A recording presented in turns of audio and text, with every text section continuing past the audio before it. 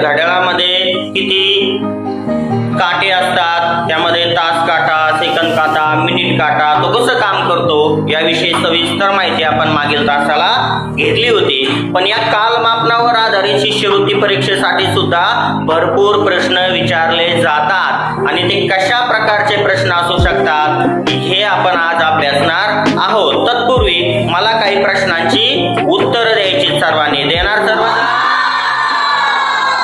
Okay, चला मी विचारतोय प्रत्येकाने मला उत्तर द्यायचंय. थोडक्यात मला सांग, एका तासामध्ये किती मिनिटे असतात? एका तासामध्ये 60 मिनिटे असतात. Ranjani stand up. मला सांग, अर्ध्या तासामध्ये किती मिनिटे असतात? अर्ध्या तासामध्ये 30 मिनिटे असतात. Kartik stand up. मला सांग, पाऊण तासामध्ये किती मिनिटे असतात? पाऊण तासामध्ये 45 मिनिटे असतात. Stand up. तो सांग बरं मला, सव्वा तास म्हणजे किती?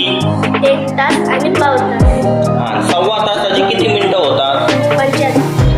75 मिनिटे होतात. जवान स्टँड अप. मला सांग, एका मिनिटामध्ये किती सेकंद असतात? एका मिनिटामध्ये 60 सेकंद असतात. Stand up. मला सांग बरं, पावणे 2 तास म्हणजे किती तास आणि किती मिनिटं?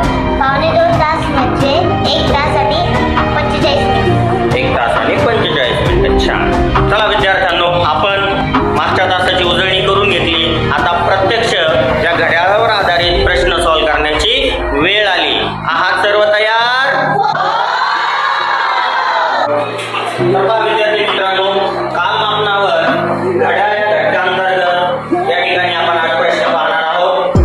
प्रश्न पहिला आहे, 15 सेकंदात एक पोळी लाटून होते तर सव्वा तासात किती पोळ्या लाटून होते? काय सांगितलं आपल्याला? 15 सेकंदात एक पोळी लाटून होते तर सव्वा तासात किती पोळ्या लाटून होते? सर्वप्रथम आपल्याला काय करावं लागेल? या ठिकाणी सेकंदाचं मिनिटामध्ये रूपांतर करावं. आपल्याला आधी एका मिनिटात किती पोळ्या लाटून होतात ते काढावं लागेल. मग 1 मिनिटामध्ये किती सेकंद असतात? 60 असतात. मग आपल्याला 15चा पाढा आहे तो 60 एकरेट म्हणावा लागेल. म्हणा, बोला. 15 × 15,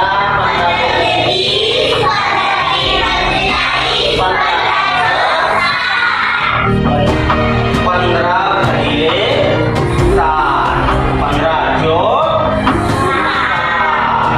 म्हणजे एका मिनिटामध्ये किती पोळ्या होतील आपल्या? 1 मिनिट बरोबर 4